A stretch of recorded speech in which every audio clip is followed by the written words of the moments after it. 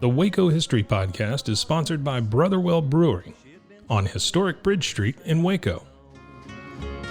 Cross the Brazos at Waco, ride hard and I'll make it by dawn. Cross the Brazos at Waco, I'm safe when I reach San Antonio. All right, welcome back to the Waco History Podcast. I've got a special guest with me today who wrote a book years ago that I've always enjoyed and wanted to have him on, and he's agreed. It's Todd Copeland, a colleague over there at Baylor. He's a director of advancement marketing, division of marketing and communications at Baylor University. He's had several jobs at Baylor over the years. We could get into that, Todd, if you want to get into that. A long history, 32 years. 32 years at Baylor. But we're here to talk about a very fine book that Todd put together in, it's been about 10 years ago? Came out in 2007. Okay, yes, about 15 years ago. The Immortal 10 by Todd Copeland, and it is the story of I don't want to spoil it. If you have not heard the story before, if you're a Baylor freshman or first year, you've probably heard the story. And if you've been around Baylor a while, you may have heard this story, but I think a lot of folks locally don't know the story. And so thankfully, Todd wrote this book, and he's here to talk to us about it. So thanks, Todd, for joining us. You're welcome. Glad to be here. I will, I guess a great place to start is you just tell us the story. I mean, you've told this story before, you've researched it, you spent time in the archives looking, I know you've presented on it. Maybe you could just take us through and tell us the story of the Immortal Ten. Sure. Well, it is a central tradition of Baylor University and has been ever since the accident happened in 1927. But people who are generally interested in sports, find it a topic of great interest, and also it has a lot of Waco history embedded in it. Although truly it's a Texas story because the students who died in that accident came from across the state. The majority were Wacoans, because most students at Baylor back then were from Waco. But what happened that day was, the day was January 22nd, 1927. It was a Saturday, and the Baylor basketball team was to travel to Austin to play Texas that night in a basketball game. So they left Waco about 8:30, and when they were going through Round Rock, which is where the highway back then went through, on its way to Austin. It was not I-35 like we know today. It was a very roundabout system of roads that constituted the highway. It took about 3 hours to drive there. When they were going through Round Rock, and I should add that it was very cold and misty that day. There was a front coming through, so the driving conditions weren't great. There was mud splattered on the windshield. And when they went through Round Rock, it went across an open grade crossing on May Street. And the driver, really everyone on the bus did not see or hear a train that was coming from the west. It was a passenger train called the Sunshine Special. It was coming from the west, traveling eastward. And it was going very fast, about 60 miles an hour, which was a little faster than normal, as came out later in the litigation that followed this accident. But the folks on the bus did not see or hear the train until they were very close to the tracks, so close that the student who was driving the bus felt like he could not bring the bus to a halt in time, and so he thought the best chance for them to survive was to get across the tracks faster. So he accelerated and almost made it across, and we can get into more details of what happened, and we can get into more details about what happened after the crash or in the immediate moments of it, but he tried to skid across the tracks going diagonally to buy even more time when he realized he wasn't going to make it. So the train hit the back corner of the bus, and that's where most of the fatalities occurred. And then that set in motion a whole sequence of things in terms of responding to the tragedy, what happened to the survivors, because they were in various states of harm, injury. But that is that's the short version of what happened. So what time of day was this? The crash happened right around noon. Okay. In Round Rock. The area, it's called May Street, and it's right next to the downtown area, which the highway back then went through downtown Round Rock, and then took a left on May Street to go south toward Austin. Have you been to this intersection?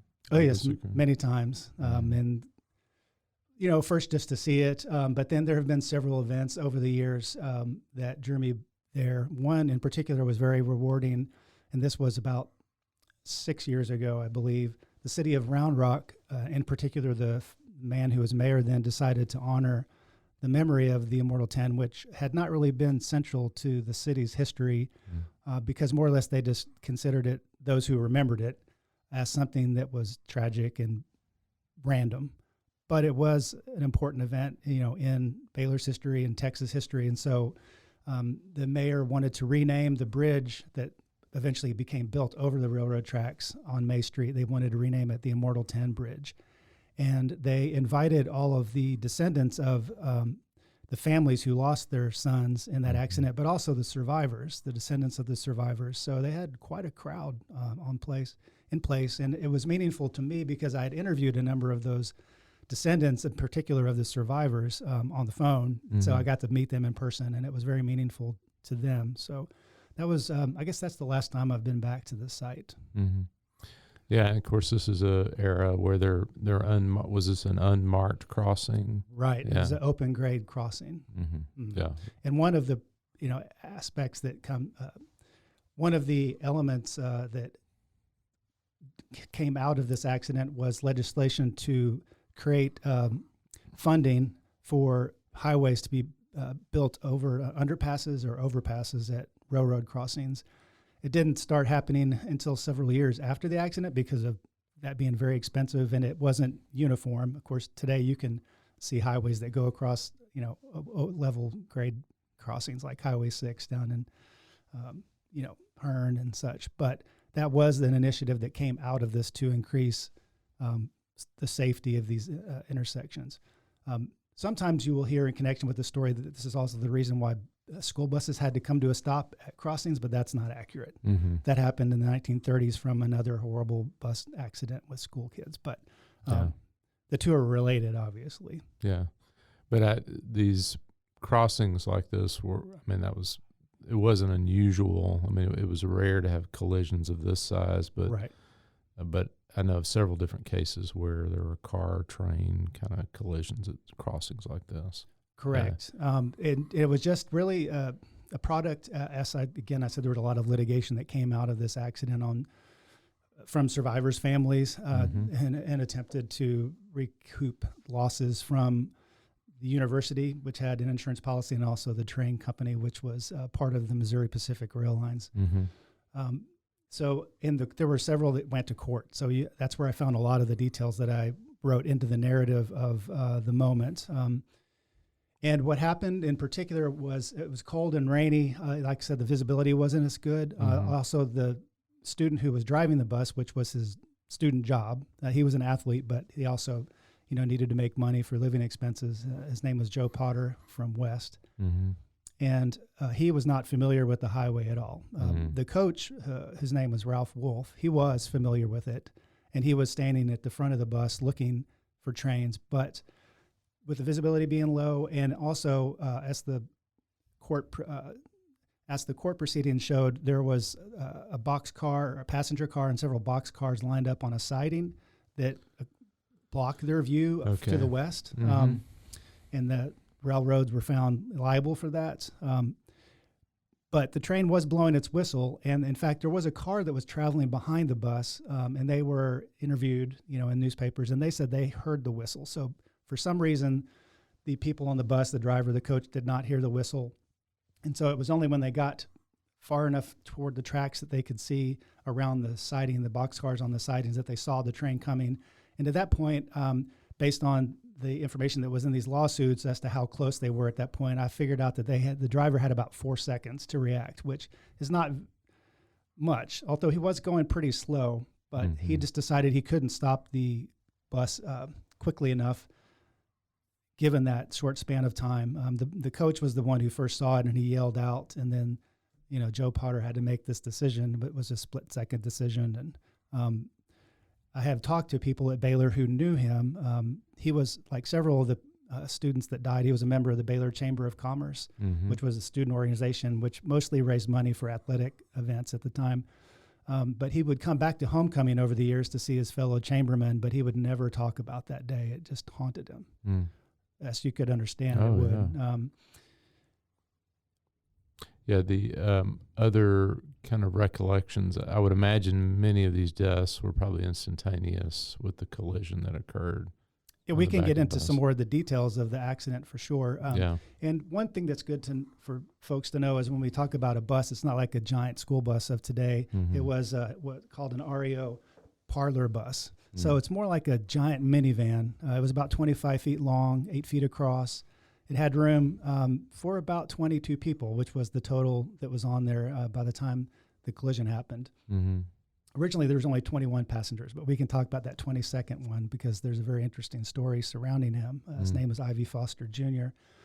But it, there were 4 rows of wicker chairs, and so 4 seats on each row. And then at the back, there was a row, not a row anymore, more like a semicircle of 4 wicker chairs. And there were emergency exits on either side. And it also had very large windows, which is a key element to one part of the story too. But so when when Joe Potter tried to beat the train across the tracks, the train, as I mentioned, hit the back rear corner, and that's where most of the students who died were sitting, with one notable exception, a man named Ed Gooch. He was the only one who survived from that spot. So when the train hit it, they immediately applied the brakes. It skidded about 300 yards along the tracks. It caught up the bus, and the bus was dragged for about 30 or 40 yards.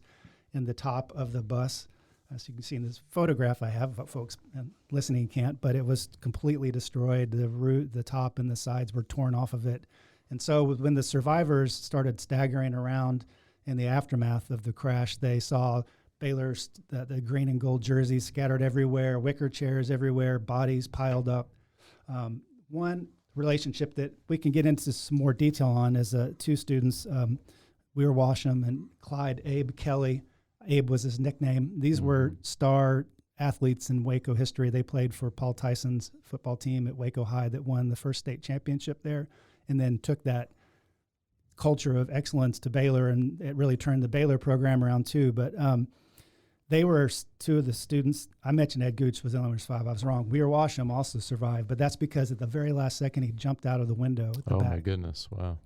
And the reason that he could do that was because the window was all the way down, which you might think, why was the window down if it's so cold and rainy? Well, I talked to Ed Gooch's sons, and they told me that the reason it was down was because Weir Washam and Ed Gooch were chewing tobacco, and they needed a place to spit.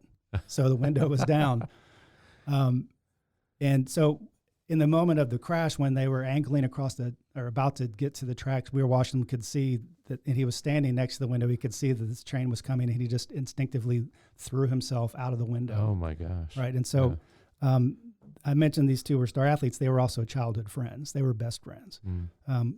And I did talk to Weir Washam's 2 sons, and they provided me with quite a bit of information about their father's experience and what he remembered of the accident. But when he landed in the dirt, it was very close to the tracks, about 3 feet. And when he looked up, he saw the cow catchers zooming past, and then he looked up to where the window was, and he could see his friend Abe Kelly trying to get out of the window, and that's the moment the train hit the bus. Wow. So a horrible thing to see. And he, after the collision, he went with some other students who were, a few were relatively uninjured, which is hard to believe, but they started trying to tend to their classmates. And Weir Washam immediately wanted to see what happened to Abe Kelly, so he just went down the tracks 300 yards, as the crew of the train was coming back toward him because they were coming back to help. But he eventually got to the front of the train and found his friend's body on the cow catcher along with 2 other students. So that was the violence of this collision. You can imagine at 60 miles an hour, a lot of mutilation. So that stayed with Weir Washam forever. But there's one, since we're talking about them, there's one key element of the story that does get handed down as a tradition, although I do not think it is factually accurate. Okay. And in the book, I try to handle this with kid gloves because it is such an important part of the story, and also because no one truly knows what happened. But in the days, really the day afterward, most of the major newspapers in the state covered this story, and they interviewed the survivors. And so there were different accounts of what happened from mostly 3 different survivors as to what happened in the back of the bus with Abe Kelly and Weir Washam. Lewis Slade, who was one of the survivors, said he saw Weir jump out, and then Abe trying to jump out, and then the train hit them. One of the other students named John Kane provided a story which the newspapers immediately picked on, which was that Abe Kelly was actually the one next to the window, and Weir Washam was to his left because they were jumping out of the window to the right. Mm-hmm. But instead of jumping himself, he helped his best friend get out first, then he tried and didn't fail. So, and Baylor's president at the time was Samuel Palmer Brooks, and he also repeated that story, believing it was true. I'm guessing, but the and so it became the story of heroism and giving up your life for somebody else, which may have happened, but probably did not. And the reason I say that is because Louis Slade's account, for one thing, and then also when I interviewed Weir Washam's sons, they both told me that their father said that didn't happen, that he just jumped. It was instinctual, and he was next to the window, but he never said anything to counter that story because it was about his best friend, and he just stayed silent on that topic. But that is a central part of the story, and there's no reason not to celebrate the bonds of friendship like that. It's just the book, for the purposes of the book, my whole goal was to write a well-researched, accurate narrative about what happened, just so people who want to know about the history can just read it. So it's not a book about the Immortal Ten. It is the story of the Immortal Ten. It's a narrative, which I wanted to write it that way so it'd be more compelling than sort of an essay or something like that. But you could tell, I think in the wake of great tragedy like this, you're trying to find a redeeming. I mean, you can understand why a story like that would get legs and would be something that you'd want to take from the event. Sure, and it goes right along with the name that was given the 10 students the day after the wreck happened, which was the Immortal 10. That phrase was used in a Waco newspaper. And sure, of course, people feeling that kind of grief want to eulogize the dead. They want to remember them in the best light possible. And if there's a story of sacrificial heroism, that's going to stick. Yeah. It was a Waco reporter that coined that term, Immortal 10? It was an article in the Waco paper. I don't remember if the author was a reporter or someone writing, sort of an op-ed kind of column for the day. There was a lot of commentary in local papers by different Baylor figures. A.J. Armstrong, who was the leader of the Armstrong Browning Library, wrote and spoke about the Immortal 10. There were, memorial services on the campus too for the Waco students who died. So it was easy to see why that story would stick. Well, in telling the story, there's the immediate events, and as you say, the really the gruesome scene of immediately after the accident. So what happens after that as you kind of relate as you discovered this history? Right, and toward the end of the book, because one of the things I wanted to do that no one had done in the book was to track down all the survivors. And there were 12 of them. What did they go on to do with their lives after they were spared? And toward the end of the book, I do make that point that there were basically two stories. There's the one that was public of eulogizing the dead, naming them the Immortal 10. And then there was the story that those 12 survivors knew, which was one that was full of great sadness and unanswered questions and loss of close friends. So in the immediate aftermath of the wreck, like I mentioned, the train crew came back, and this was a passenger train. So everyone on board stayed on board, but the crew came out, and then locals from Round Rock, and it happened very close to the station depot, so they all came out and started trying to see who was dead, who needed help. There were 6 students who died immediately in the crash. There were 2 who were deemed most severely injured, fellow Wacoans, William Winchester and Robert Hanna Jr., who were also very close friends. They were taken to Georgetown by automobiles right away to get treated, and they eventually died later that day, about an hour later. Then all the rest who had survived along with, and again, it's hard to contemplate this given today's means of travel, but the next stop on that route was Taylor, which had more hospitals and medical care available than what was in Round Rock. So after about an hour, everyone who had survived the crash, as well as the bodies of the dead, including a box of body parts, was placed in the baggage car. They didn't want to put them on board the train with the passengers, so everyone just was put on the train, and about an hour after the collision, they were taken to Taylor. And there's another story that I initially thought was probably an exaggeration or a made-up incident, because it's one of those things that sounds unreal. But the people in Taylor had advance notice that this was coming, so a lot of the medical staff came to the train station prepared to transport the injured to hospitals and the dead bodies to a morgue. And one of the people who came to help was a local businessman who owned a laundry in Taylor. And he was helping to unload one of the bodies that had a sheet on it. And when the sheet came off, he saw that it was his son, which immediately made him pass out, more or less. And the friends who were around him helped him move away. But and this goes back to the circumstances of who was at the back of the bus and who lived. It just shows you, if you believe in fate, this is a moment of fate. So that student's name was Ivy Foster Jr., and he was an assistant sports editor for the Baylor area at the newspaper on campus. And he was traveling down to Austin to see the game. I don't know if he was supposed to report on it, and then he was going to go on a date that night and then see his parents the next day on Sunday in Taylor on his way back to Waco. But there was not enough room on the bus, or he wasn't initially planned to be on the bus, so he had started hitchhiking to Austin. And in Waco, he got a ride from a businessman who took him to Temple, which was part of the highway to Austin. And so when the Baylor bus got to Temple, they saw this kid standing on the side of the road, and they immediately recognized him because, Baylor was a small, Baylor had an enrollment of about 1,000 students back then. So most people knew other people. And he was involved in sports as a reporter. So a fellow who was sitting in the back, who I previously mentioned, Ed Gooch, he was also a freshman like Ivy Foster Jr., and he yelled out to, pull over to the road, we need to pick him up. And so when they picked him up, there wasn't the bus was completely full. And so for a few miles, he actually rode on the sideboard of the bus on the front. Oh, again, the bus did not travel fast. It was about 20 miles an hour is what you were traveling, but it was cold and rainy. And so eventually Ed Gooch told the driver, Joe Potter, to stop, and he would give up his seat so he could come in and sit. And so Ivy Foster sat in the row that was the second row from the front, right behind Coach Ralph Wolf.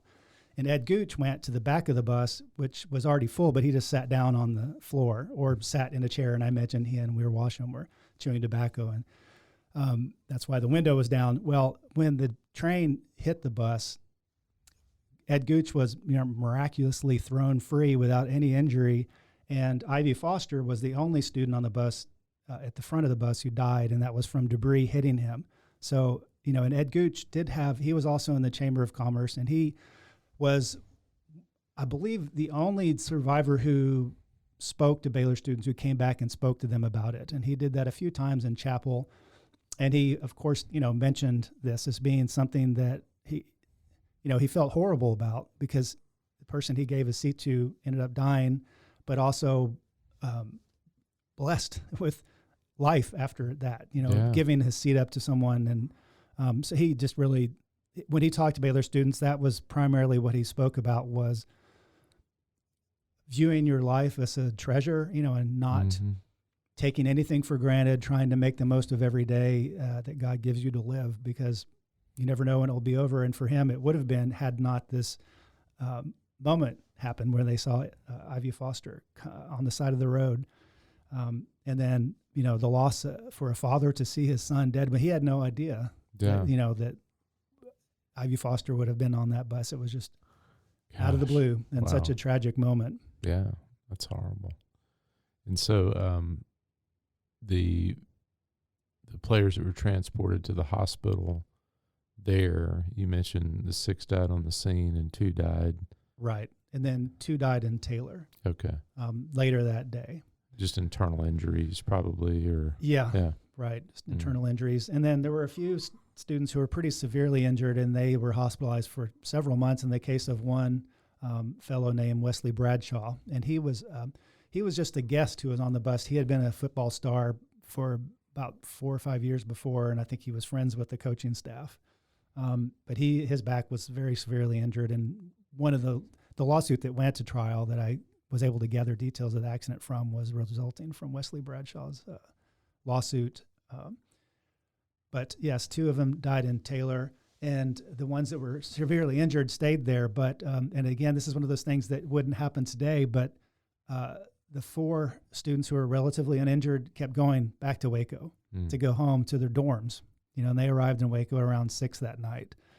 People were at the station to greet them, but I'm sure they were shell shocked. Oh, yeah. And they, went to their dorm rooms. The Waco papers, the newspaper reporters, wanted to interview them, and they, I think to a person, did sit, give interviews. The one in particular that I found most compelling was Weir Washam.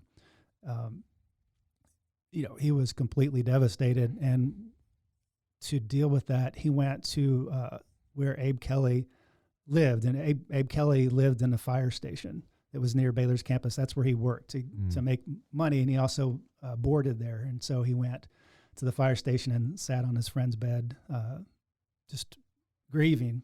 Mm-hmm. Wow. The other thing that immediately happened was Baylor's administration, which was small back then in 1927, but President Brooks and the business manager immediately traveled to to Taylor to oversee all the logistical details that might happen, to talk to parents who began arriving at the scene for the students who survived, and to begin making arrangements or helping parents make arrangements for their sons' funerals. And one of the things that he immediately did was to create teams of 10 teams composed of 2 faculty members and 2 students to go to every student's funeral to represent Baylor there. And I believe also paid the costs of the funerals and burials. Oh, wow. And these were all, you mentioned the Waco connections. These were all Texans? They were, and I should just run through their names and maybe a brief biography of them. Please. Yeah. They were all, the dead students were all from Texas. One student, one of the survivors who we should talk about at some point because he had a very interesting story, he was from St. Louis. But Jack Castellaw was from Dallas area, and his mother afterward gave a gift to Baylor to create the Castellaw Communications Center in his honor. And he was a scorekeeper for the team. There was Sam Dillow, and he was from Fort Worth. He was a team member. There was Merle Dudley. He was a second-year law student who was a Yale leader. Back then, Baylor had 4 Yale leaders who were all men, and he was the only one who volunteered to go to the game. There was Ivy Foster Jr., who I've previously mentioned, being from Taylor. He was a sports editor for the Baylor Lariat.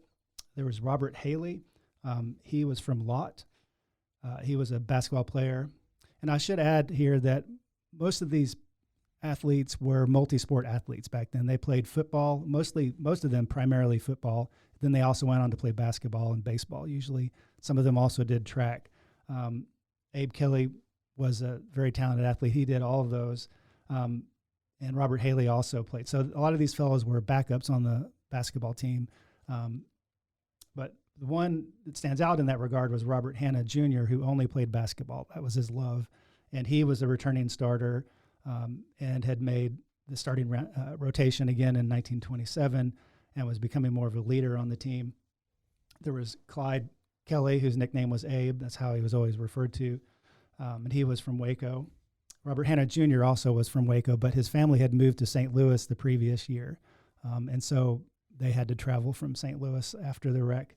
There was Willis Murray. He was from Gatesville, and he was a manager on the team. And then there was James Walker. He was also from Gatesville, and he played football and basketball. He also was a very competent track runner in distances. He ran a sub 4:30 mile, which back in 1927 and even still today is pretty quick. And then there was William Winchester, who was also from Waco. He was studying art history and French, very scholarly young man. He had a twin brother and also a younger brother who were also Baylor students at the time.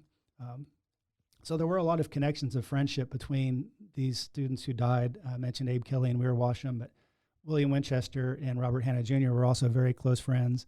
And the previous summer, in fact, after the Hanna family moved to St. Louis, Winchester went to visit them, and they corresponded quite a bit. And the family's correspondence is part of the archives in the Texas collection that I drew from for, briefly to just show the impact of this collision, because the two their parents became friends through their friendship, and they maintained that even after this move to St. Louis. But Mrs. Winchester and Mrs. Hannah corresponded quite a bit after the tragedy, trying to help each other grieve, and this correspondence is very moving. But the two families were very close. There were other things, I mentioned several were members of the Baylor Chamber of Commerce, so they had a lot of connections with each other, and also the students who survived had those same connections, being in chamber, being on the team.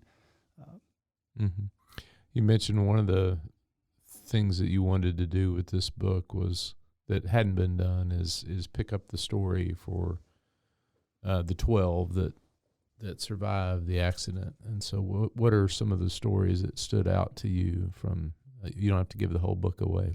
Right, sure. And it would take a while to go through all 12, so I will just hit the highlights. Yeah, what are some that kind of stand out to you? Well, some as far as the immediate aftermath that stood out to me was just that sense of loss of people who are friends. I mentioned William Winchester and Robert Hannah Jr. being close friends, but another fellow who was on the bus and survived was named Kiefer Strickland, and he was very close friends with Robert Hannah. And he had quite a bit of difficulty finishing that semester. Well, they were in the quarter system back then. And there was some correspondence between him and Andres Sedone, who was a Spanish teacher for a long time at Baylor. And he was really grieving, which I couldn't find that necessarily for the other students who lived because they didn't leave records, or I couldn't find them. But eventually, when he married, Kiefer Strickland named his son Robert Hannah Strickland in honor of his friend. The other survivors, which included Ralph Wolf, but the other students all ended up graduating. Quite a number of them went into coaching careers, which you might expect, and so they had an impact on hundreds of thousands of young men and women through their coaching. Two survivors in particular are interesting. Now, one is a student who I mentioned earlier, John Kane, who told the story of he told the story of Weir Washam and Abe Kelly. He went into a long career in the Air Force, and during World War II, when he was in his 40s, by then he was the commander of a bombing campaign over Romania to destroy some oil fields. And it was a attack that went horribly wrong, but because of his actions in managing that and getting his bombers out of harm's way as immediately as possible, even though they did have casualties, they were able to survive. And for that, he was awarded the Medal of Honor. I think we have a statue of him over by the stadium. Only two of Baylor's alumni have received the Medal of Honor. John Kane is one of those. They were both athletes too. So, and then Ralph Wolf, the coach, he was the first year coach back then. And in fact, he almost didn't go on the trip to Austin because his wife was in her last days of a pregnancy. But he was a first year coach. Their season, even though they had thought it would go very well because they had all 5 starters back from the previous year, but their season had not started well. They'd lost their first 3 games and at home even. And so this was their first road game of the season. He wasn't going to miss it. He was obviously in charge at the scene of taking care of the students who lived, of overseeing things. And he himself was not injured very badly. So he was able to do all of that. But the thing that is interesting in him in terms of what he went on later to do, he coached at Baylor for a long time, but he was also the mayor of Waco in 1953 when the tornado hit the city. And he was celebrated for his leadership during that difficult time, and they honored him with a Ralph Wolf Day afterward. So you talk about bad luck. Overseeing tragedy. Right. Yeah. Wow. So he, you mentioned he was Waco mayor. Did he stay at? How long did he coach at Baylor? How long did he stay on as coach at Baylor? I believe he stayed through the 50s. Okay. I know he eventually left to take another coaching position, but he was a longtime coach at Baylor, taught physical education, and obviously was involved in local government. And Now you mentioned there were efforts very soon after to memorialize, that one of the things that has become part of this story is how we remember it and the ways in which it's remembered, which I think changes and grows over time. But you talked about even early on there were memorializations of it. Right. Primarily in the immediate wake, it was just the more actual memorial services, one of which was held in Waco Hall, one of which was held on Baylor's campus and was heavily attended. And that was for William Winchester, Robert Hanna Jr., and Abe Kelly, all three of whom are buried in Oakwood Cemetery, near Baylor. That probably would have been in maybe Mars McLean or something like that. I made a mistake saying Waco Hall because it wasn't built until 1930. Yeah. But that is actually related to how they were memorialized or didn't get memorialized. Immediately afterward, every year on the anniversary of the accident, there was a chapel service, a memorial service for about 3 years. And then after that, it became recognized in the Baylor Lariat with kind of an advertisement remembering them. And then that just sort of faded away. And so it wasn't really until after World War II when Baylor's homecoming activities became restarted, and they added this freshman mass meeting as part of that, and they decided to tell the story of the Immortal Ten during that program, that the tradition of the Immortal Ten became enmeshed in Baylor's ongoing life because it had been lost there for a while. And there was a plaque that was put up on the Brooks Hall, the old Brooks Hall, because a lot of them lived in Brooks Hall, the Immortal Ten, which was mainly an athletic hall at the time. So that for a long time, that was the only physical memorial. In 1935, when Mays Street was built, when the bridge for Mays Street was built in Round Rock, there was a plaque put at the base honoring the Immortal Ten, and that was it for decades until 1996, when Baylor's student body president at the time, whose name is Chase Palmer, began an initiative to raise money to build statues on the campus. And Chase stayed on that project like a dog with a bone. He didn't let it go, and it wasn't until 2007 that the statues were placed on the Baylor campus. So it required a lot of fundraising to get that done, but he was able to see his dream come true. But immediately after the accident, a lot of people wanted to memorialize the 10 dead students, and there were a lot of proposals for that, one of which was to build an auditorium in their honor. And Baylor needed an auditorium because the Carroll Library and Chapel at the time had burned, and when it was rebuilt, the chapel part was not part of that. So on the campus in 1927, there was a building that was simply called the Temporary Chapel Building or something like that. But that is where students had chapel. It's also where the basketball team practiced. And so Baylor had a real need for something like that. President Brooks was very receptive, but he was also skeptical that there would ever be enough money raised for that. And that proved to be the case. The money didn't come around immediately. And then 1929 happens, the Great Depression happens. And then what also happens, though, was an attempt from the leaders in Dallas to give Baylor a reason to relocate there. Yeah, lure them away. A lot of money on the table. When that happened, the citizens of Waco rallied around the university, and to show that they valued the university, they raised quite a bit of money, and that was the result of that was the building of Waco Hall, which then, so there wouldn't be no opportunity to build a memorial auditorium. That's why that project never happened, and so they were just more or less forgotten, until the 1945 or 46 homecoming, when the story started to become told. And that has been a tradition that's continued ever since the 1940s. They don't call it the freshman mass meeting anymore. It's just called mass meeting to be more inclusive. But the story of the Immortal Ten is told there. And then also a more recent way of remembering them, which I think is fantastic, is Coach Scott Drew for the basketball team has the players wear jerseys with the Immortal Ten's name on the back for the home game that's closest to the date of the accident, which always throws the broadcasters off. They have to explain why, Keontae George is wearing, has Winchester on the back of his jersey. But I think that's a really great way to honor the Immortal Ten, and it keeps the memory of them alive. You talked about telling the story since the 40s. Is the way the story is told kind of the same? I mean, has that been consistent? I have to confess to not Yeah. having been to most of those. Yeah. Well, I know you weren't at any in the 40s, Todd. No, I was not. Yeah. My beard is gray, but I'm not that old. For a long time, a Baylor alum named Neil Knighton did the story, and I believe he presented it as sort of a narrative, and he just talked about the 10 students that died and gave some sort of parting message, along the lines of a sermon maybe, or a homily.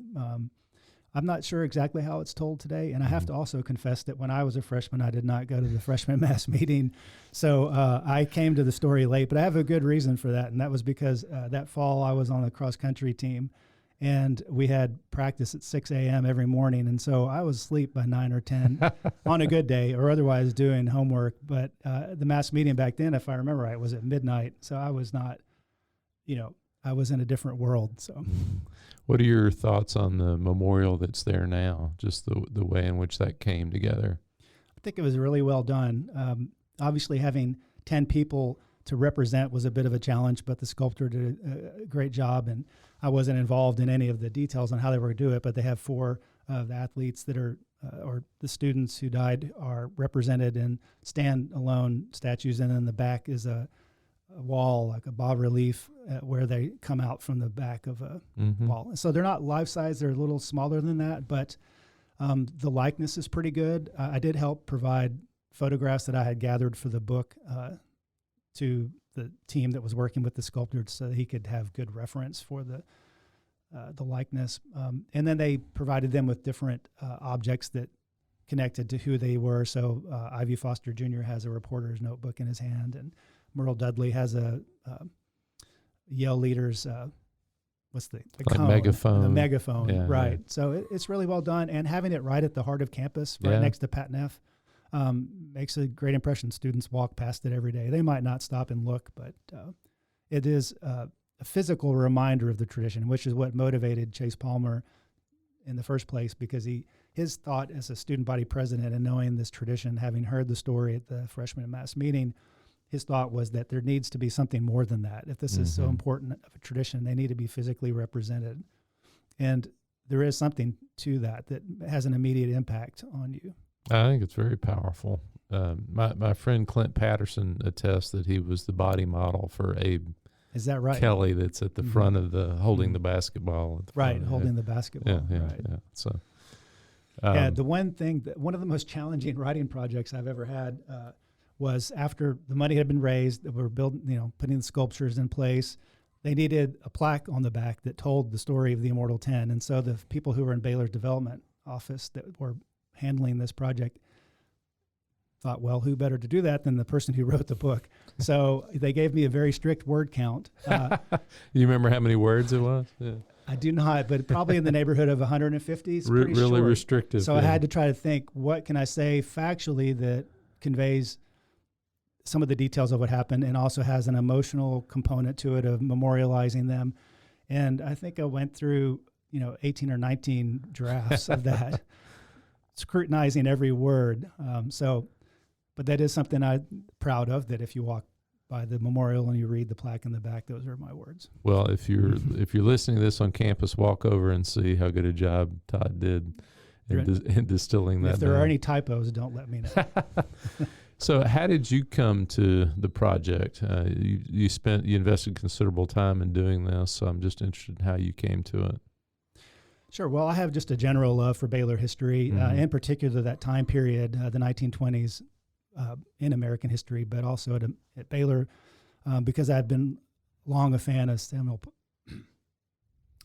a fan of Samuel Palmer Brooks, because he really made Baylor change it into a national university from a regional university. And it was the last major thing that happened in his tenure. He ended up dying in 1931. Up until his death, he was still dealing with litigation issues. So wow. I had been a fan of Baylor history, and at the time, it was before the book was written, but I was the editor of the Baylor Line magazine for 15 years, and we were coming up on the 75th anniversary of the accident. And so my staff and we brainstormed ideas on how to honor that. And I had seen different columns and small articles about the Immortal Ten, some of them in the Baylor Line magazine, such as a column by a man who said, like a lot of people, I should have been on the bus, but I wasn't that day. Well, I was sort of skeptical of that kind of thing. Anyway, I eventually decided the best way to honor them would be to tell their story in a well-researched and accurate way that didn't try to exaggerate anything, didn't euphemize anything, also went in deeply into the Abe Kelly, Weir Washam story that's so central. Yeah. And it ended up being a pretty long article for the magazine to tell that narrative, but it was incredibly well received by our readers. And a year or so down the road, the fellow who was the director of Baylor Press contacted me, and it's primarily a scholarly press, but they do have a imprint that does Baylor-related books, and asked if I thought there would be an opportunity to expand the story I'd written by, maybe 10,000 more words so it could be a small book. And I said, I sure can. And I think Baylor people would like that. Yeah. I also would love to, write a book about this that would be more lasting than just a magazine article. And that's when I turned to sort of the second part of my research that I had done for the article, but expanded on for the book, which was tracking down the 12 survivors to find out what they had done with their lives and, if they ever talked about the accident or not. And I knew some of them, I mentioned Ed Gooch, who had come back to Baylor's campus. Another survivor who I knew quite a bit about was David Chevins, and that was because he taught in Baylor's journalism department for many years and spoke about the wreck at times. But most of them, just got their degrees and went out and, no one ever kept track of who they were. And I, sent out letters to alumni from that time period and when, most of these folks would have been in their 80s and 90s. So I was really looking for a needle in a haystack, but I did get responses from a few people who led to one person and that person led to another. So eventually I was able to track down all of them. The last one was the fellow I had mentioned earlier, Lewis Slade, and someone who his cousin or the son of a cousin somehow got one of those letters that I sent out and he called me. And so I was able to find out, and that happened only about a week before our deadline. Oh, for wow. the press. I was so stressed about not having all of 12. I only had 11. But Lewis Slade was originally from Uvalde. His father, like a lot of people in that area, were into ranching, kind of cowboy stuff. And he ended up, I thought very interestingly, becoming one of the United States' best saddle makers. And he learned his trade from his father, I believe, or another shop in Uvalde, but then went on to some of the major saddle making companies in America, in Arizona and Oregon. And so that was his story. Yeah. Well, it's amazing that, those lives were not lives frozen in time. And so you kind of released a fuller story of who those individuals were. Right. Yeah, and yeah. I mentioned earlier the mayor of Round Rock wanting to honor the Immortal Ten, but he also was quite interested in the 12 survivors. And he, when I talked to him at one point, he said, really, obviously the main story is about the 10 students who died, at the beginning of their adult lives and the sorrow of that. But the story of the 12 survivors is really just as important. Yeah. And that's why he went to the extent of trying to reach out to all of them and invite them to come to Round Rock for that dedication event. Todd, having spent as much time with this story as you have, what are the things that kind of, I think you've hinted at it, but what are the things that kind of stick with you about the story of the Immortal Ten? Sure. I get asked that quite a bit. Sometimes when newspapers or other people want to interview me around the time of the accident. So over the years, I've sort of come down to two or three main things because it is logical or natural to ask why, after almost 100 years, are they being remembered? There are other similar tragedies. We've lost other students. But this was such an impactful accident that it left a deep mark in the university's life at the time. But I think the reason to continue to tell their story and to have that tradition be part of Baylor is that it really embodies the Baylor spirit, just as it was in 1927 and as it is today. And I think having their story shared every year at homecoming and having the presence of their statues on the campus represents that sense of community and compassion that flows through the Baylor family, that we are a community that takes care of each other, and the way the families of the dead students and the way the students who survived went on to remember their friends that they'd lost, that continues today among our students, and that, we are all part of this Baylor family, and it goes back generations and generations, and it's united. There's a phrase at Baylor, that good old Baylor line, that is part of the school song, and people don't really think about what that means, but what it's supposed to mean is the line of alumni from now stretching all the way back, to the 1840s. And so the Immortal Ten are part of the Baylor line. And I think also, this was more part of the memorization of, this was more a part of how they were memorialized in the 1920s and the early 30s. But from a Christian perspective, they are all part of the body of Christ that continues today. And so it's a way to honor that as well. Baylor is a Christian university, obviously, so that is relevant.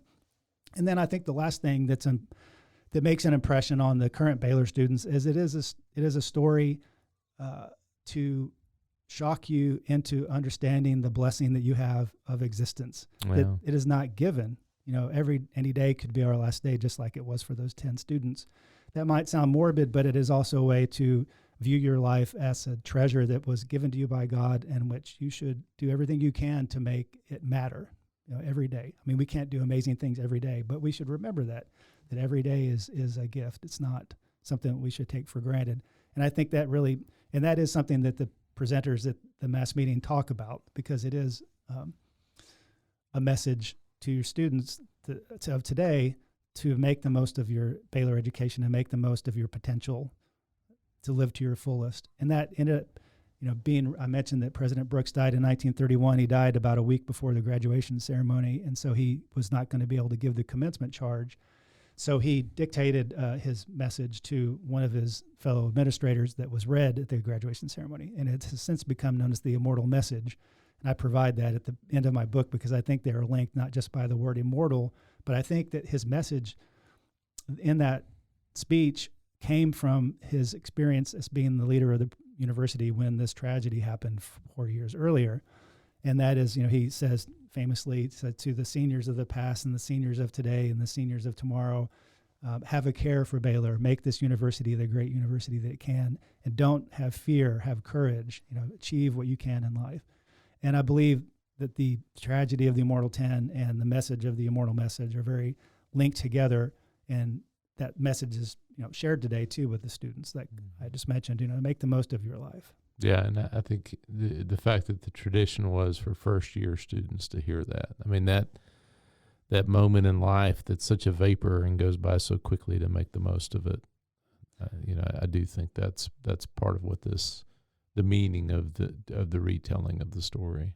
I think you're right. And, there are years in your life that can be very rich and momentous. And I think freshman year of college is that for a lot of students.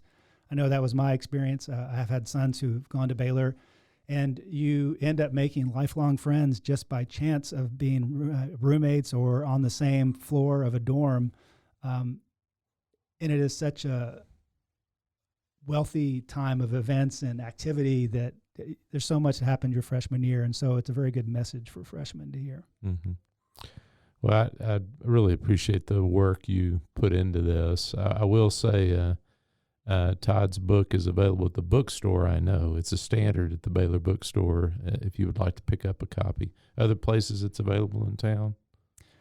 I don't think in town. Okay. I'd like it to be at one place. Yeah. I know sometimes Fabled has copies of it, but you can obviously always buy it online too at Amazon or anywhere else. Todd will sign it for you if he sees you. Will. All right. Okay. Definitely will. Yeah, Todd, I really appreciate you revisiting this work you did and coming on the podcast with us. Oh, thank you. It's my pleasure to be here. The Brazos and Waco, ride hard and I'll make it by dawn. Thanks for listening to the Waco History Podcast. Like what you heard? Subscribe, rate, and review our show on iTunes so we can reach more listeners. You can find show notes and info on every episode at wacohistorypodcast.com, and more info on Waco's past at wacohistory.org. Our theme music, used with permission, is Cross the Brazos at Waco, performed by the late Billy Walker. For more info on Billy's music, go to billywalker.com. Thanks for listening. We'll see you next time.